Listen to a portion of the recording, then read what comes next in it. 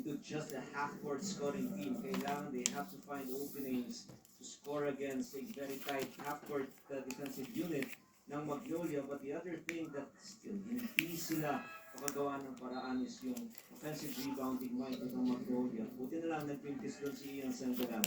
Talk about total rebounds, 37 for Magnolia and only 19 for Rainier Shine. And we've been talking about this, yung bang second chance points ng hot shots, 13 to 4. That's plus 9. Halos yun na yung lamang ng Magnolia. Oh, dalawang mitis. Pero isa pang rebound. Pakisang ka lang. Ian, banging against the Brutus. Spins to his strong side. Casual hook is money for Ian. And as if Ian Sangalang, his eyes just lit up. Why? Because the Muses was the one guarding him. He's gonna take that guy who is at least 3-4 inches smaller than him to school. Oh, pero gumanti naman agad. Si the Muses, I like that. Showing so much pride. You hit me with 2? I'll take this shot from 3 and I'll make it.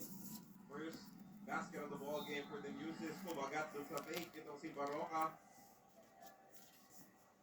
As he was able to draw a foul against Asisio. 2 free throws coming up for Baroka. Let me take another look at this. Easy money para kay Ian Sangalang. Nobo Belga. Malaking problema yan para sa Rainier Shine. 17 points for Ian Sangalang, pero nakaganti naman kagad si the Muses Ron with a 3-pointer.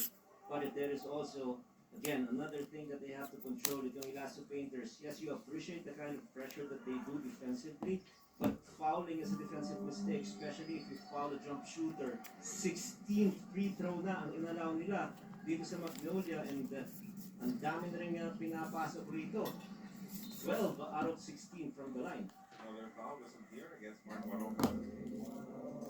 You need to calm down a bit dahil pangatlo na po.